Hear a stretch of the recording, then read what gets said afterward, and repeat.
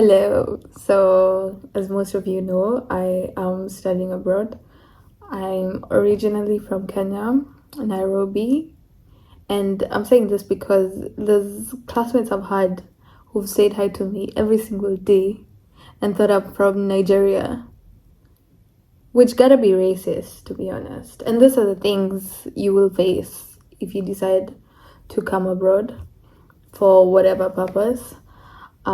There's a lot of ignorant people, a lot of racist people. There's a lot of microaggressions that, like, they make you feel weird, but you don't know if it's racism. Like, it's borderline. But yeah, so today we're just talking about pros and cons of studying abroad. And yeah, let's get into it. So let me start with the background. So I did the international British system, IGCSE, before coming here. So that helped me, I didn't have to do IELTS, which is really good. But because I hated English, But them asking countries that were colonized by the British for IELTS is actually a problem. But let's not get into that today. I used Uni Abroad, who helped me get my uni here. They also helped me with applications, like everything. They helped me with applications and visas, like the whole process, which I think is good. Like, I have a friend who did it by herself, but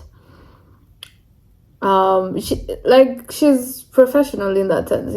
If you've never done visas and applications, please don't try at this moment.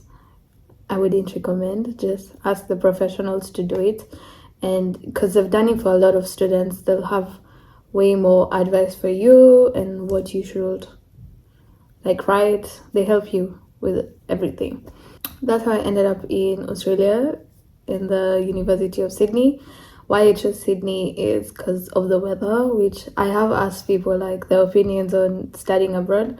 So I'll also let you guys know on what they said. But for me, I've been told the UK rains a lot and it's gloomy a lot. And just technically Europe in general is not the best with weather. And then Canada is even worse. It's too cold. It's extremely cold and it's wrong. Canada, yeah. So I was just catch me in Australia, because usually I think majority of the days of the year it's sunny, and we only have winter for 2 months, which it's not even that cold. The lowest it goes is 9 degrees, which I've had my friends saying they're negative 21 degrees, which negative what? I've never even reached negative 1 degrees. Yeah, that's why I chose Sydney, because the weather is good. The winter, I guess, because the buildings here aren't made for the winter, so it feels more cold than these other countries that they build for the winter because they know how bad it can get. So Australia, it's a bit chilly at night, when you're in the building, so you gotta keep a jacket. But we don't do those layers, 8 layers. Nah, just 2 layers and you're good. Or yeah, 2 layers. Melbourne is a bit windy from what I've heard, so I was like, no, I don't want anywhere cold. But then again, I didn't want anywhere hot, really hot every day. I know everyone thinks I see snakes and spiders every day, but that's not the case. And unless you're in the bushland, I stay in the city.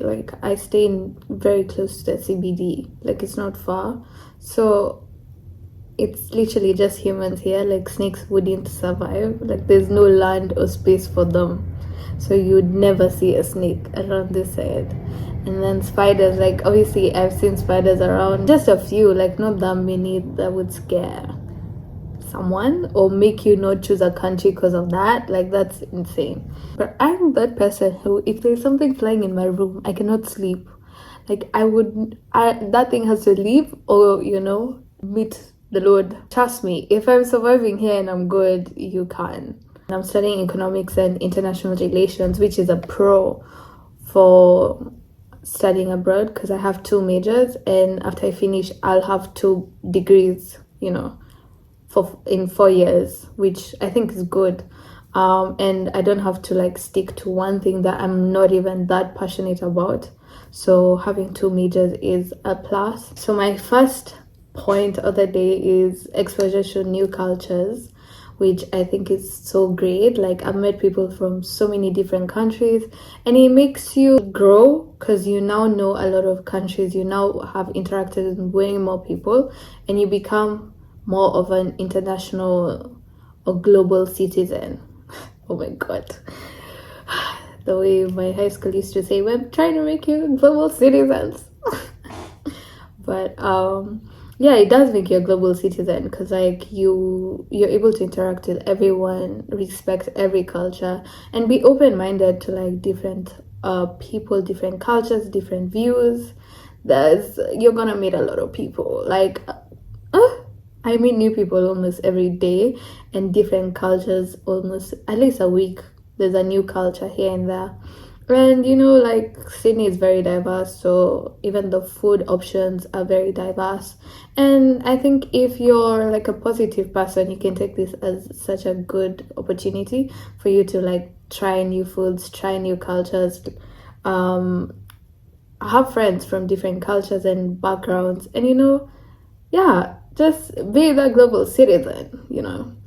And I guess even if I've come to Sydney, I've interacted with people from so many different countries that I feel like I've had a chance to not physically be in different countries, but like at least I've interacted and gotten to learn more about different cultures and countries, if you get what I mean. Yes, and the next point is global friendships. Like I have friends from every single continent at the moment, and it's just amazing. Like if I was to go to China, my friend Sina is there. India, I've got friends there. I recently went to Rwanda, and do you know who I was staying with? A friend I met in Sydney.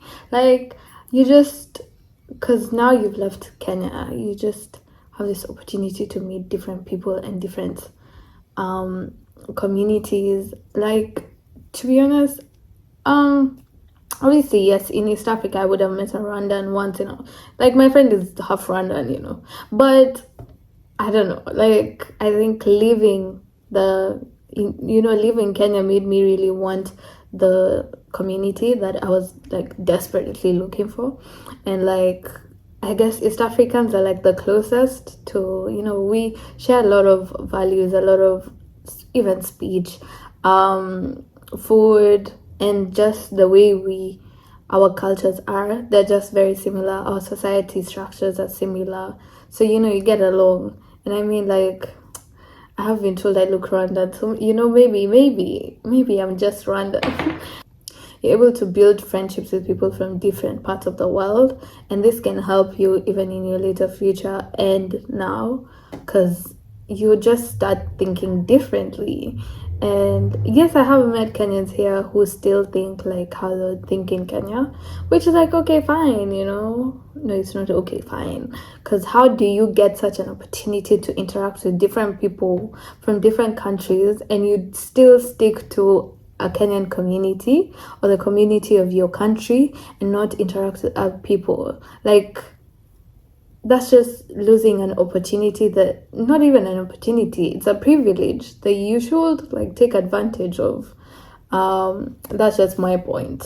Yeah, I'm sorry if it offends you, but that's just my point. And then education, like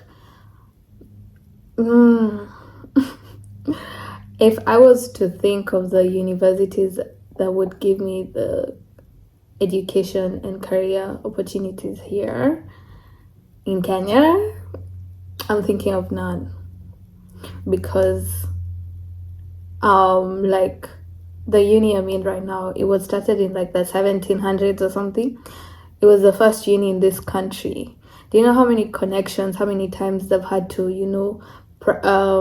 listen to students, change perspective, and develop the university? Like they've had so much time to improve that it just can't compare with the universities in Kenya. Like, that's just that's the truth. Like, that's the truth.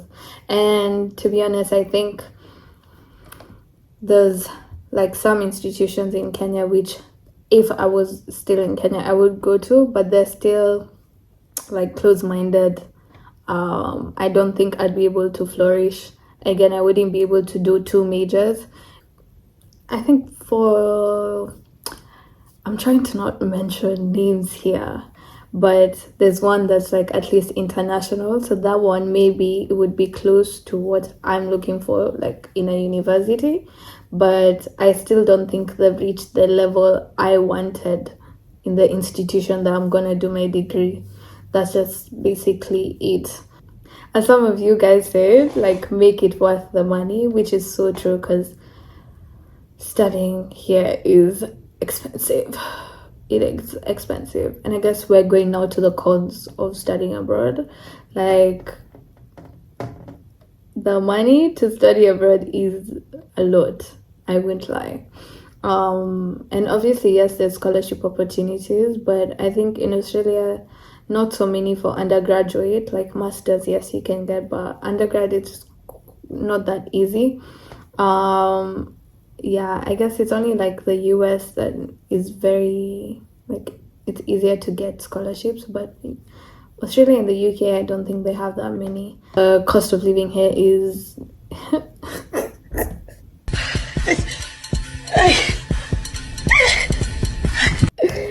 the cost of living here is another story, man.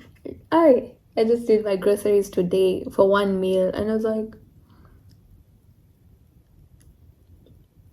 this gotta be illegal. And I was just thinking, like, is the economy getting worse? Like, is the economy getting worse here? Because what is going on? This is why I just be like ordering sometimes, because like the amount you pay to order and the amount you pay for groceries are literally like this. Like, it pisses me off. And the rent here is also really crazy. Like, I think Sydney is way more expensive than most cities in the UK. Because, like, I was asking my friend how much she pays for a studio in the UK, and tell me why it's cheaper.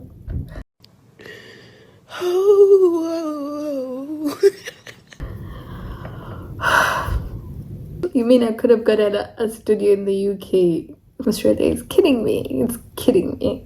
But to be honest, guys, Australia is really good. Like, when the sun is out, I can literally decide to go to the beach and enjoy my day, like in the water. And I don't know, maybe it's just because I've not lived in a city where there are beaches, but the connection between me and the sea, man, like, I just go there and like all my stress, all my worries are drained. And when I come back, just from being close to the water, I just feel more motivated to like do as much with my life. I just feel like I've had like it's a fresh start. I don't know why, but that's just my feeling. And I don't know, a lot of people do say that, like, when they're in the beach, like, it makes them, like, it grounds them or something, it brings them back to like the basics of being a human in this world, and you come back to like reality, let's just say that, with a different like mindset, fresh start, literally. Yeah, but the cons of studying abroad, let's get into that. I said it's expensive. I am not lying, it is expensive. But also you can get a job to, make it more affordable, and obviously just have your own money. You can't be broke here, man. Like, literally, if I step out of this door right now, I just feel my bank account reducing, because everything needs money. Like, the survival in this country is money. You actually just need money. Like, that's what I was saying. Like, in Kenya, if someone decides they don't feel like having a job or like working, you can still survive. Like, someone can give you food, you can go back home, like, to your parents' house, and you'll be given food, like, you'll be fed, you can leave. Here, like, if you don't have money, you'll find yourself in the streets. Like, that's literally it. You have to work to live. Done. Period. Someone complained about the weather, which she's in the UK, so I get it. I get it. She said, I don't like the weather, never been a fan of the cold. And you see, if you knew that before then, I think she'd still go to the UK. But I knew that for myself, and I was like, I don't think I can survive in such cold weather. Like, I just knew myself, like, I would, what is it called? I'd have seasonal depression.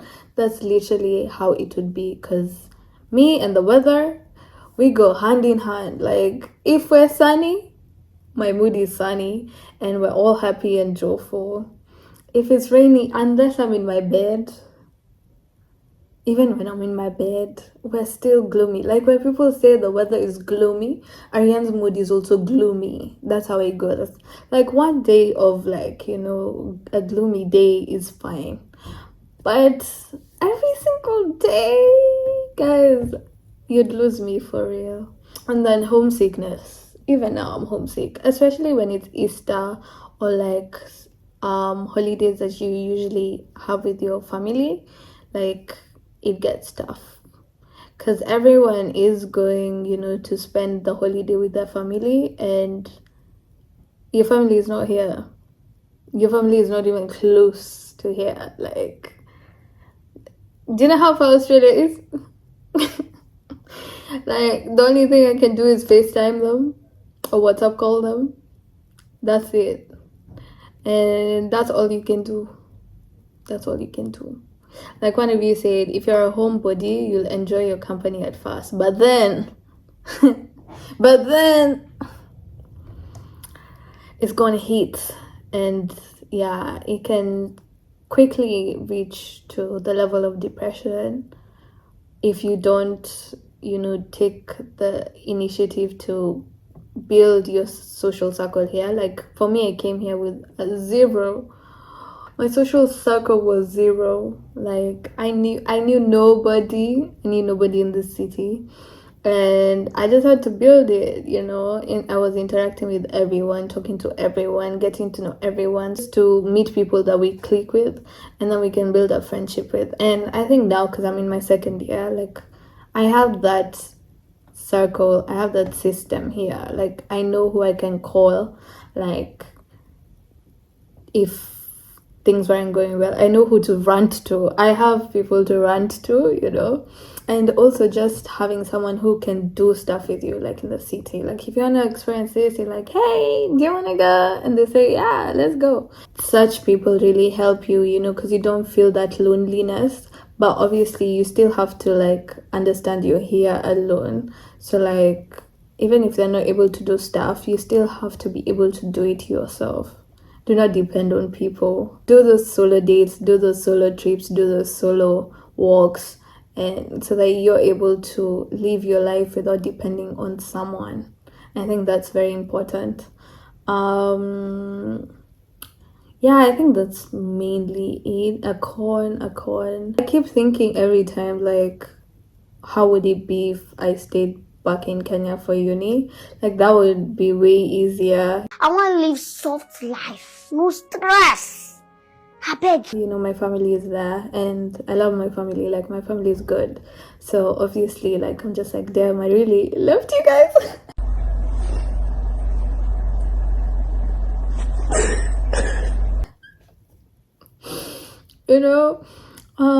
So yeah, I still be thinking, and like I was back in Kenya, and like everyone who stayed to like study in Kenya, they have their life going and their routines, and I was like, this is nice, it's not that bad, like it's good. And I'm like, you start thinking, is it worth it? But for me, it is worth it. Yeah, I think, yeah, the benefits I've gotten here, for me, like personally, it's worth it for me. Like, especially with my personality and my goals, like coming here was a blessing for me. It is a blessing. And that's why I'm here right now. Someone said people should talk more about both sides, and this is why I'm here. Studying abroad, especially in Kenya, no, actually in the world, is so romanticized. Like everyone like day in the life, let's go to, they go to the library, they take the good photos of the campus, and obviously, have I ever done that? Yes, I have done that. And I think for me, in my perspective, like I have to romanticize this, or things will just not look good. Like not for you, for me. Like I need to romanticize, like, and I think, when you're doing day in the lives and you're starting your first week of uni, filming it makes it more interesting. It makes you see the small bits of your life and like the things you do in your day that you never really think of so much. And you're like, it's a privilege to do these things. It just makes you more like happy and grateful for what you have at the moment. And to be honest, I tell everyone, like, wherever you are in your stage of life, just try to romanticize that stage. There's some things you can't romanticize, let's be for real, but I'd say just embrace that step and that place, and just keep God close to you. I think my relationship with God really had to become stronger, because yeah, living here alone, you need to keep him close. You need to keep him close, because at times you're just gonna be here and you need someone to talk to, you need someone to guide you, you need someone to give your burdens to, like, let you hold your burdens, because there's some things like you can't control, honestly, and dreams and aspirations that you just have to pray on them, like, literally. You will not be able to do it yourself. That is the truth. And yeah, that's just my view. Pros of studying abroad. Oh my god. It's so weird. Like, it just reminded me of stuff because of because I was doing it. I was like, oh my god. One of a big con about studying abroad is doing your hair is expensive. It's expensive. Can you feel expensive on my face? It's very expensive. Like here, I think people charge from $50 to $500, and that's just for normal braids. So you gotta learn how to do your hair. Like I did this myself. I don't know. Hey, I did this myself, just some mini twists, and like if you check on my page, like you'll see I've done braids, and like all my hairstyles that you see that are not in Kenya, just know I did it myself. And I think it's good. Like now, at least I'm learning to take care of my own hair by myself. And sometimes, honestly, like these stylists are really not taking care of our hair, because like each time I go to a stylist is when my hair is damaged. My hair has never been damaged in my own hands. Never been heard of. So yeah, I like that. Now I do my own hair. I just did this like last week, and yeah, I can always like do whatever I want and change my hairstyles anytime. You know, but yeah, that's a really big con for people who don't know how to do their hair, because $250 to $500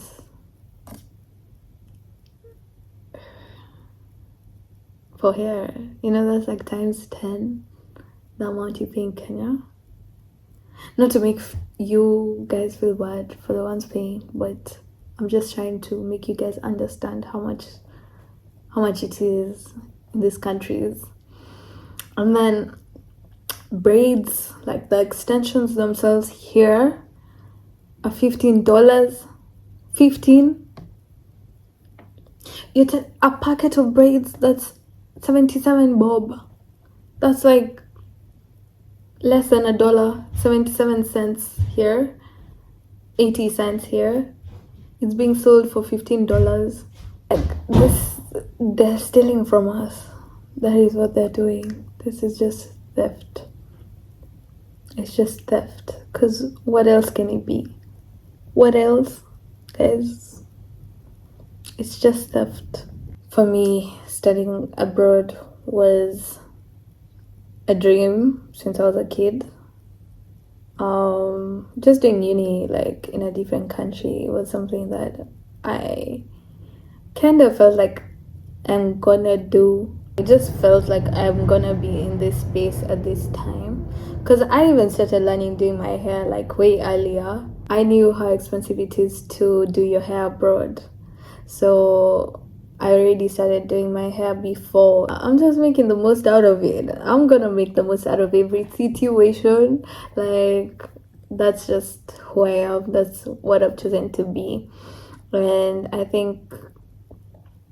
I guess everyone's path is different. That's what I'm gonna say. If you can honestly find like something to like do like out of your country, I think that's such a good opportunity and a privilege that like you're able to come out of that social bubble of your country or your friends and your family, and you have to create a new one or like be in a space that you don't have that support. Like, it really makes you strong. Like, I've never traveled by myself, like to a different country.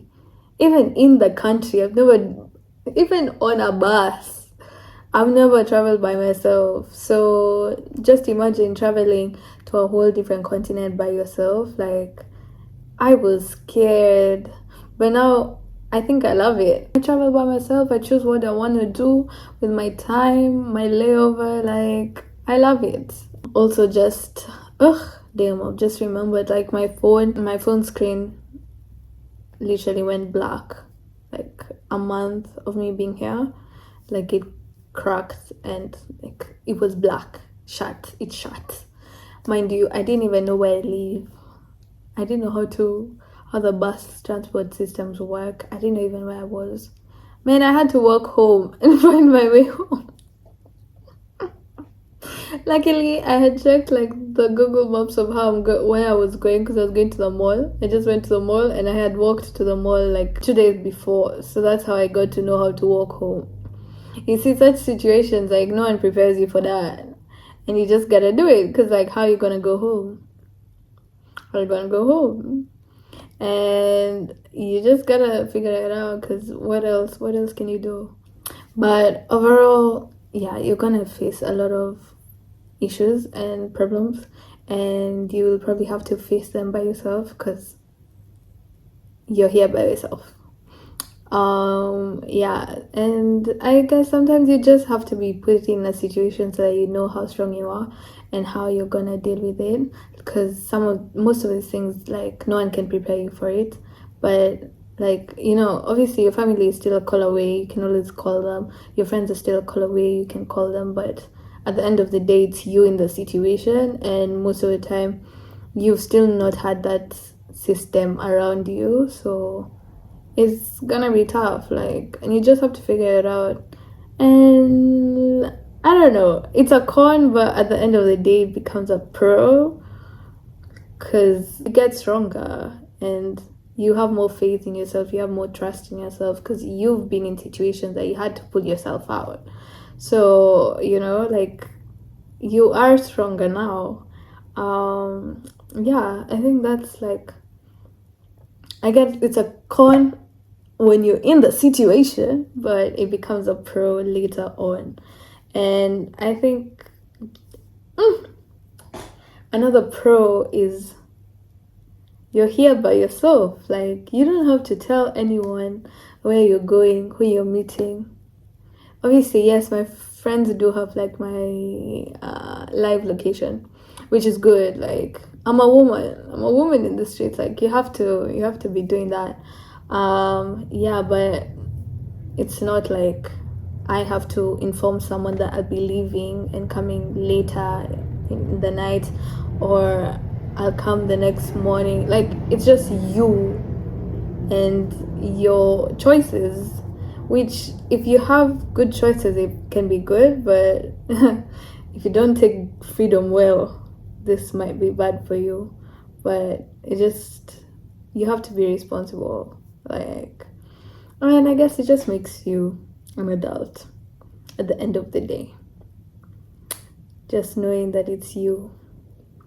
It's all on you. It's all on you. It's all on you, literally. Murogi Moni, like, I was watching one of her stories once, and she was like, adulthood is just knowing how to um, celebrate the wins and like grieve the losses at the same time, because none of them will stop for you.